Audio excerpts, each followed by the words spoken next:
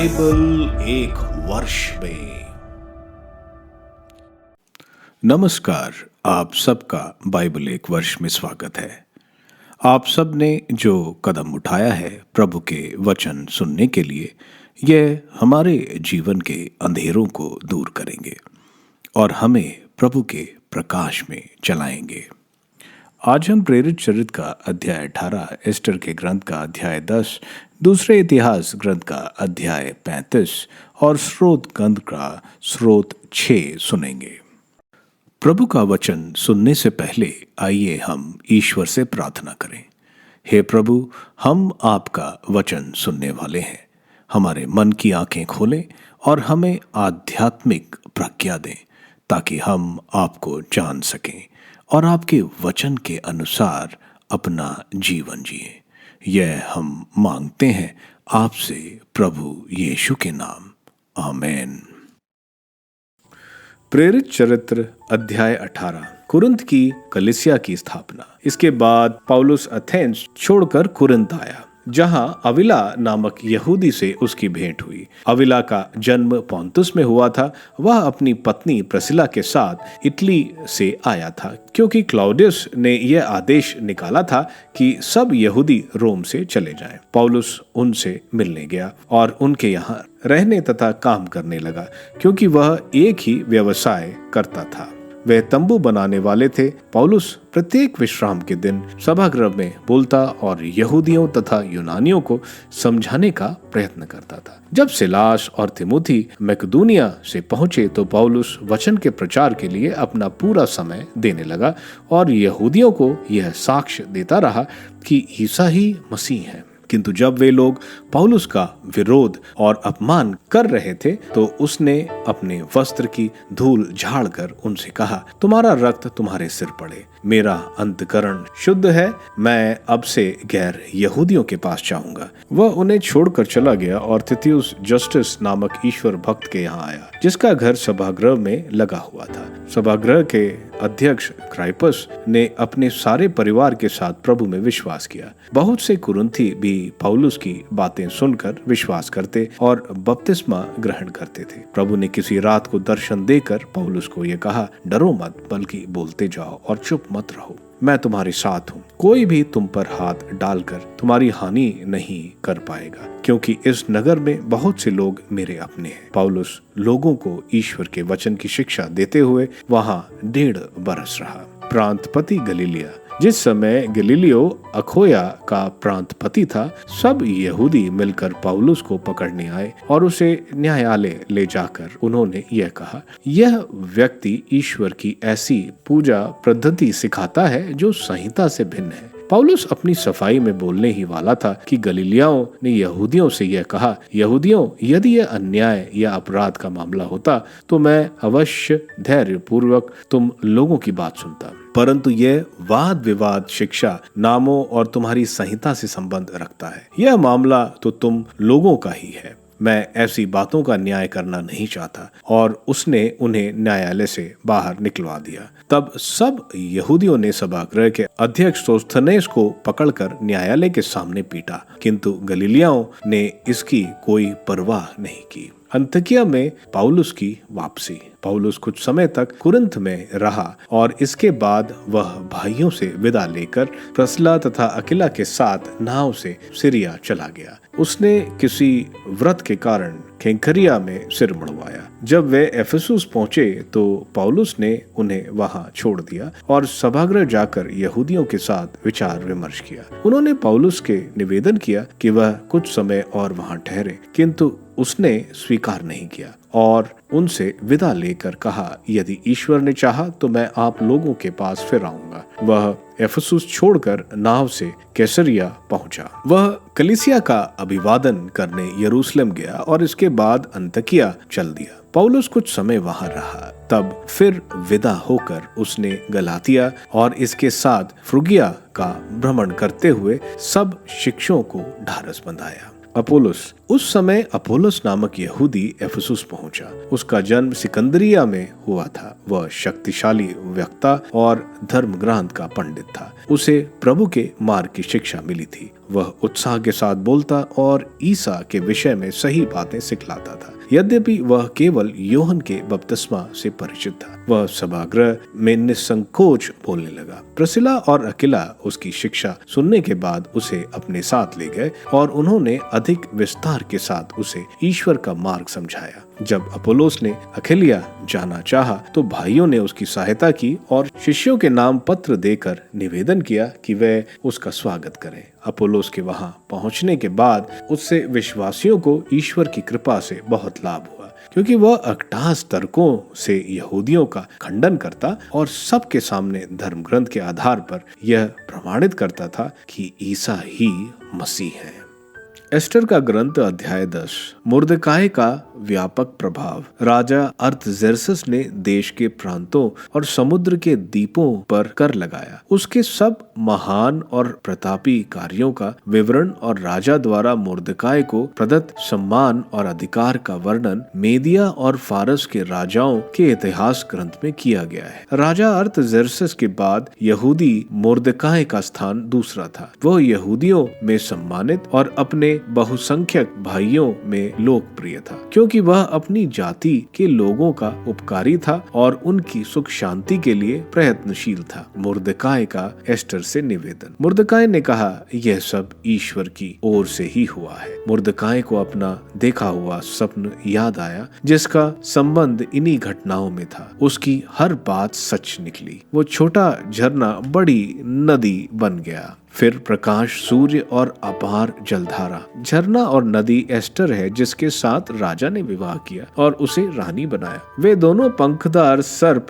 मैं और हमान हैं। जो राष्ट्र एकत्र हुए वे हैं जो यहूदियों का नाम मिटाना चाहते थे, जो ईश्वर की दुहाई देते थे, वह मेरी जाति इस्राएल। प्रभु ने अपनी प्रजा का उद्धार किया, हमें सब विपत्तियों से मुक्त किया और राष्ट्रों में अपूर्व चिन्ह और चमत्कार दिखाए। उसने दो चिट्ठियों का आदेश दिया, एक ईश्वर की प्रजा के लिए और एक सब अन्य जातियों के लिए। वे दोनों चिट्ठियां उस समय निकाली जिससे ईश्वर ने सब जातियों के विचार का दिन निश्चित किया। ईश्वर ने अपनी प्रजा की सुध ली और अपनी विरासत को न्याय दिलाया। इजरायली आदार महीने के 14वें और 15वें दिन एकत्र होकर पीढ़ी दर पीढ़ी उल्लास और आनंद के साथ ईश्वर के सामने उन दिनों का उत्सव मनाएंगे। प्लूटोमी और क्लियोपैट्रा के राज्य के चौथे वर्ष दोस्ते, जो अपने को पुरोहित और लेवी कहता था, और उसका पुत्र पतोमेलस पुरीम संबंधी यह पत्र लेकर आए। उन्होंने इसकी सत्यता प्रमाणित की और इसे यरूशलेम के समुदाय के सदस्य लिस्मिक द्वारा अनुदित बतलाया। दूसरा इतिहास ग्रंथ अध्याय 35। पास्का पर्व। योशिया ने यरूशलेम में प्रभु के आदर में पास्का पर्व मनाया। उन्होंने पहले महीने के 14वें दिन पास्का के मेमने का वध किया। योशुआ ने याजकों का सेवा कार्य निश्चित किया और उन्हें प्रभु के मंदिर में अपना कर्तव्य करने के लिए प्रोत्साहित किया। उसने उन लेवियों से जो समस्त इजरायलियों को उपदेश देते थे और प्रभु की सेवा में समर्पित थे, कहा, दाऊद के पुत्र इजराइल के राजा सुलेमान द्वारा निर्मित भवन में पवित्र मंजूषा रखो। अब तुम्हें उन्हें कंधों पर उठाकर ले जाने की आवश्यकता नहीं। अब तुम प्रभु अपने ईश्वर और उसकी प्रजा इजराइल की सेवा करो। तुम अपने घरानों और दलों के क्रमानुसार तैयार रहो, जैसा कि राजा दाऊद और उनके पुत्र सुलेमान के निर्देशों में लिखा है। तुम अपने भाइयों, जनसाधारण के कुलों और घरानों के अनुसार और उनके लिए निर्धारित लेवियों के दलों के साथ मंदिर में उपस्थित रहो। पास्का के मेमने का वध करो, अपने को पवित्र करो और अपने भाइयों की सेवा के लिए तैयार रहो, जिससे प्रभु द्वारा मूसा को दिए गए निर्देशों के अनुसार कार्य किया जाए। योशिया ने जनता के लिए, उन सब के लिए जो आए थे, पास्का बलि के रूप में भेड़ बकरियों के बच्चों का प्रबंध किया और इसके अतिरिक्त 3000 बछड़े। यह सब राजा की निजी संपत्ति में से थी। उसके पदाधिकारी स्वेच्छता से जनता, याजकों और लेवियों को दान देते थे। हिलिकिया, जकरिया और यहीएल ने, जो ईश्वर के मंदिर के प्रधान थे, याजकों को पास्का बलि के लिए 2600 भेड़ बकरियों के बच्चे और 300 बछड़े दिए। कोन्या और उसके भाई शमाया तथा नतनएल और हबशा, यहीएल और योजाबाद ने, जो लेवियों के प्रधान थे, पास्का बलि के लिए 5000 भेड़ बकरियों के बच्चे और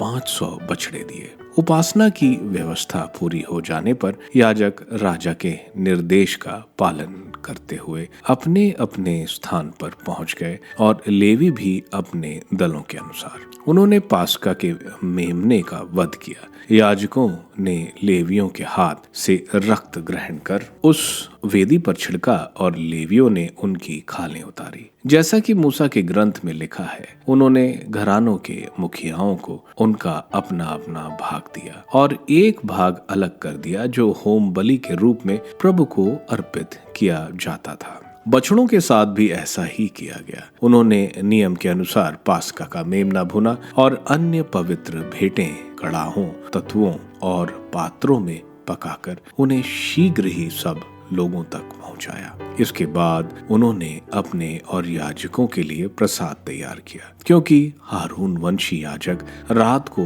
देर तक होम बलियां और चर्बी चढ़ाने में लगे थे। इसलिए लेवियों ने अपने और हारून वंशी याजकों के लिए प्रबंध किया।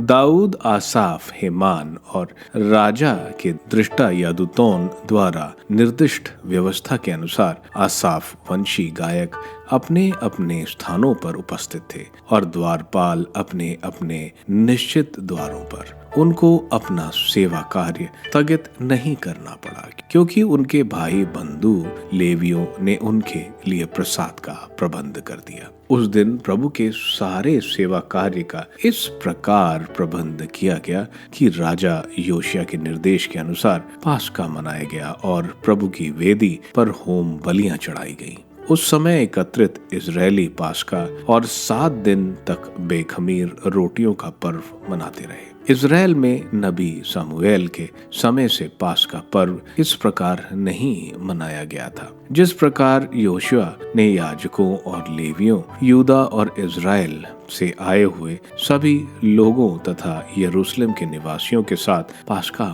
मनाया गया, उस प्रकार इजराइल के राजाओं में किसी ने कभी नहीं मनाया था। इस प्रकार योशिया के शासनकाल के 18वें वर्ष पास्का मनाया गया। राजा योशुआ का दुखद अंत। उन कार्यों के बाद जब योशुआ ने मंदिर को व्यवस्थित किया था, मिस्र का राजा नको फरात नदी के पास स्थित करकमीश पर आक्रमण करने गया और योशुआ उसका सामना करने निकला। नाको ने दूतों द्वारा उससे यह कहला भेजा, यूदा के राजा, मुझसे आपको क्या? आज मैं आपके विरुद्ध लड़ने नहीं आया हूँ, बल्कि उस घराने के विरुद्ध लड़ने आया हूँ जिसके साथ मेरी शत्रुता है और ईश्वर ने मुझे शीघ्रता करने को कहा है। इसलिए उस ईश्वर के कार्यों में बाधा मत डालिए जो मुझे सहायता दे रहा है, नहीं तो वह आपका सर्वनाश कर देगा। लेकिन योशुआ ने अपना मन नहीं बदला और उससे युद्ध करना चाहा। उसने नाको की बातों पर जो ईश्वर प्रेरित थी ध्यान नहीं दिया और वह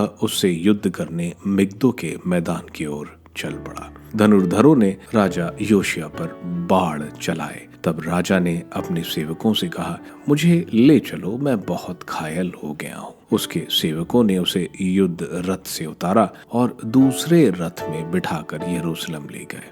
वहां उसकी मृत्यु हो गई और वह अपने पूर्वजों में समाधि स्थान में दफनाया गया। सारे यूदा और यरूशलेम ने योशुआ की मृत्यु पर शोक मनाया। यिर्मयाह ने योशुआ के लिए एक शोक गीत की रचना की। सब गायक और गायिकाओं आज तक अपने शोक गीतों में योशिया की चर्चा करते हैं। इजराइल में यह एक परंपरा बन गई। वे गीत शोगीत नामक ग्रंथ में सम्मिलित किए गए। योशिया का शेष इतिहास और प्रभु की संहिता के अनुसार उसके सत्कार्य प्रारंभ से अंत तक इजराइल और यूदा के राजाओं के इतिहास ग्रंथ में लिखा है।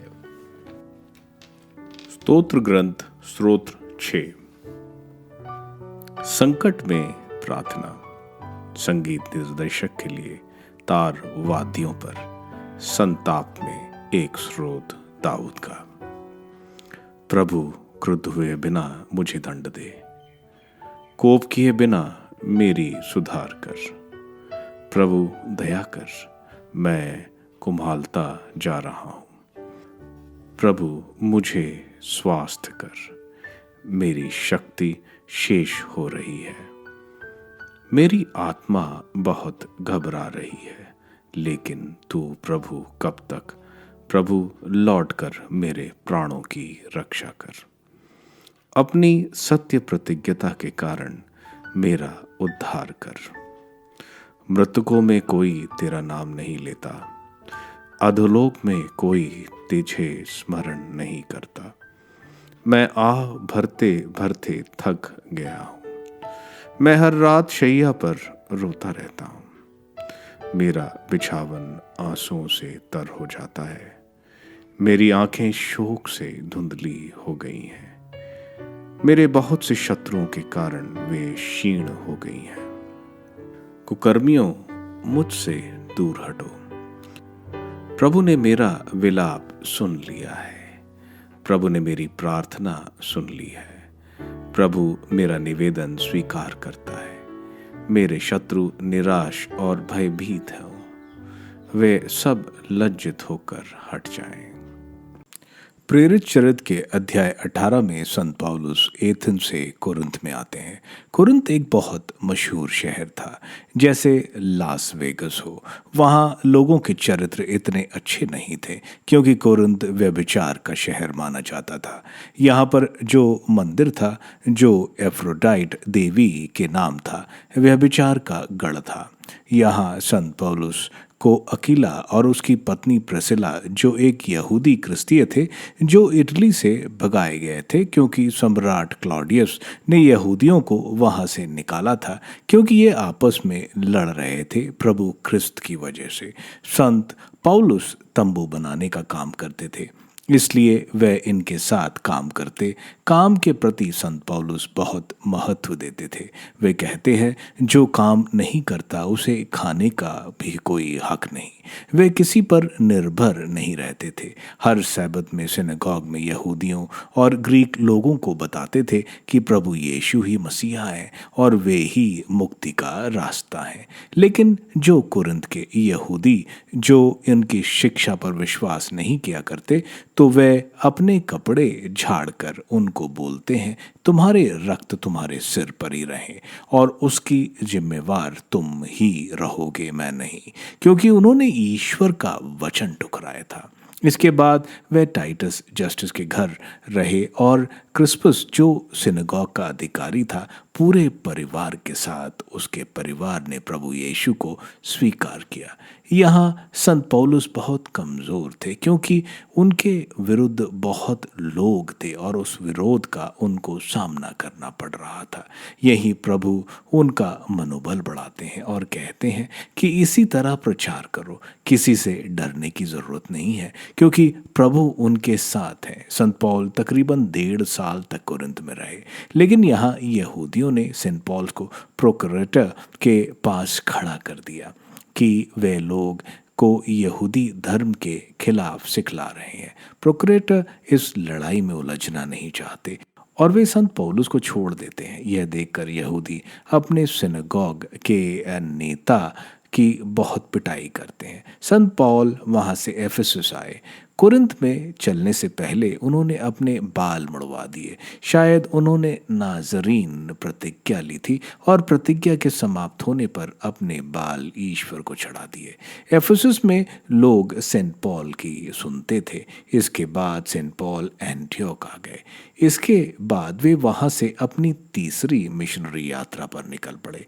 एफेसस में एक व्यक्ति अपोलो थे, जो बहुत अच्छा प्रचारक थे। वे यूहन्ना की बपतिस्मा ही जानते थे। इनको प्रिसिला पूर्ण रूप से ज्ञान देती हैं कि प्रभु यीशु के बपतिस्मा से ही ये प्रभु की राह पर चल जाएंगे।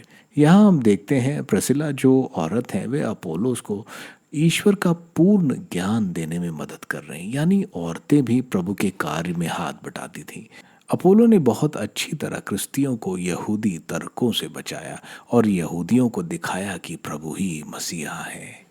एस्टर के ग्रंथ के अध्याय 10 में सम्राट जर्सस की श्रेष्ठता और विशाल राज्य के बारे में बताया जा रहा है। साथ ही मुर्दकाय सम्राट के बाद दूसरा शक्तिशाली व्यक्ति था जिन्होंने यहूदियों के लिए बहुत कुछ किया। एस्टर और मुर्दकाय हम देखते हैं ईश्वर की कृपा से सारे यहूदियों को बचा लेते हैं और अपने दुश्मन को उन्होंने खत्म किया।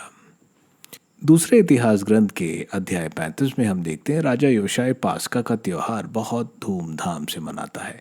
इस त्योहार के बाद हम देखते हैं वो मिस्र के राजा के खिलाफ लड़ने निकलता है। ईश्वर की इच्छा के खिलाफ मिस्र का राजा मना करने पर भी लेकिन वो उनकी नहीं मानता और उसकी मृत्यु दुश्मन के तीर लगने से होती है। ईश्वर की इच्छा के अनुसार ही हमें सारे कार्य करने चाहिए, नहीं तो बड़ी हानि का हमें सामना करना पड़ता है। स्रोत ग्रंथ का स्रोत 6 एक विलाप का स्रोत है। स्रोतकार ने कुछ शायद गलती करी थी, उसी की वजह से वो बीमार पड़ा है और ईश्वर द्वारा उस पर यह संकट आया है। वो ईश्वर से प्रार्थना कर रहा है कि ईश्वर उसकी प्रार्थना सुने और उसे ठीक कर दें। आप सबको धन्यवाद ईश्वर के वचन सुनने के लिए। मैं आपसे विनती करता हूं कि आप बाइबल एक वर्ष में को दूसरों के साथ शेयर करें, क्योंकि प्रभु का वचन स्वयं प्रभु यीशु है।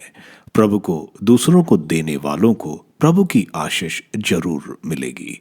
मैं आप सबका बड़ी बेसब्री से कल इंतजार करूंगा। धन्यवाद।